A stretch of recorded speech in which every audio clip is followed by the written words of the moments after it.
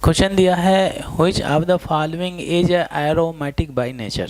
ठीक है, तो हमें इन सभी कंपाउंड में एरोमेटिक करेक्टर आइडेंटिफाई करना है। एरोमेटिक करेक्टर आइडेंटिफाई करने के लिए हम हेल्प लेते हैं किसका, हकल्स रूल का। रिगार्डिंग एरोमेटिक करेक्टर उन्होंने बोला है कि अगर किसी सिस्टम में 2 पाई इलेक्ट्रॉन आ जाए या 6 पाई इलेक्ट्रॉन आ जाए या आपका 10 पाई इलेक्ट्रॉन आ जाए या 14 पाई इलेक्ट्रॉन आ जाए, दूसरा कंडीशन क्या बोला है, वो कंपाउंड आपका साइक्लिक रिंग होना चाहिए। थर्ड बोला है कि कंप्लीट कॉन्जुगेटेड सिस्टम होना चाहिए। फोर्थ बोला है sp2 हाइब्रिडाइज होना चाहिए। ईच कार्बन या atom present in the ring should be sp2 hybridise, ताकि उसमें प्लानरिटी बनी रहे, वो रिंग प्लानर हो, ताकि उसमें अच्छा सा कॉन्जुगेशन रेजोनेंस हो सके।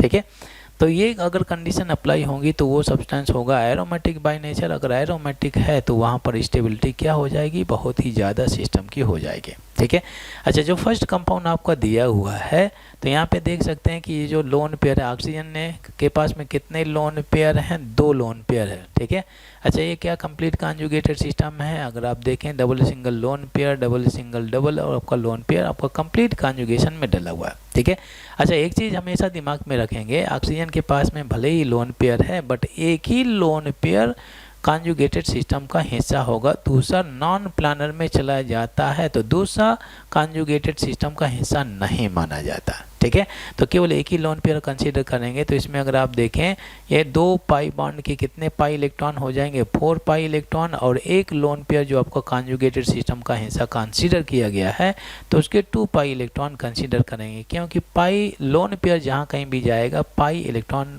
पाई बॉन्ड बनाने में सक्षम होता है। ठीक है, तो 4 + 2 कितना हो गया, 6 पाई इलेक्ट्रॉन। तो बोलिए यहाँ पर एरोमेटिक करेक्टर होना चाहिए, नहीं होना चाहिए, ऑफ कोर्स होना चाहिए। सभी कंडीशन जस्टिफाई हो जाती हैं, सेटिस्फाई हो जाती हैं।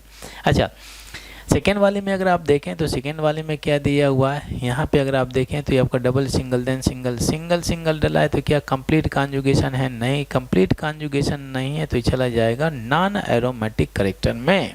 ठीक है, अच्छा जो थर्ड वाला डला हुआ है, थर्ड वाले में तो ये आपका जो सल्फर के पास में 2 लोन पेयर है, केवल एक ही लोन पेयर कॉन्जुगेशन में पार्टिसिपेट करेगा, एक नॉन प्लानर में चला जाएगा तो नहीं पार्टिसिपेट करेगा।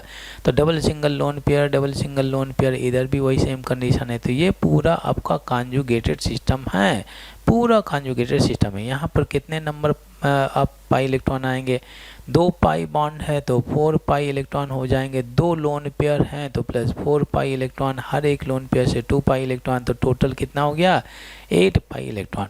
तो अगर कभी भी अगर आपको 4 पाई इलेक्ट्रॉन दिखें या 8 पाई इलेक्ट्रॉन दिखें या 12 पाई इलेक्ट्रॉन दिखें साइक्लिक रिंग में जिसमें कंप्लीट कॉन्जुगेटेड सिस्टम डला हुआ है, तो वहाँ पर होता है एंटी एरोमेटिक करेक्टर। तो बोलिए ये जो आपका थर्ड कंपाउंड है एंटी एरोमेटिक करेक्टर होगा नहीं होगा, होगा।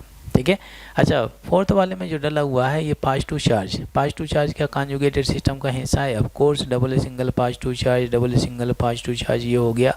ठीक है, इस पोर्शन में कितने पाई इलेक्ट्रॉन हो जाते हैं, 2 2 जा 4, 2 पाई बॉन्ड है तो 4 पाई इलेक्ट्रॉन, 4 पाई इलेक्ट्रॉन मतलब चला जाएगा एंटी एरोमेटिक करेक्टर में चला जाएगा। ठीक है, एरोमेटिक नहीं होगा।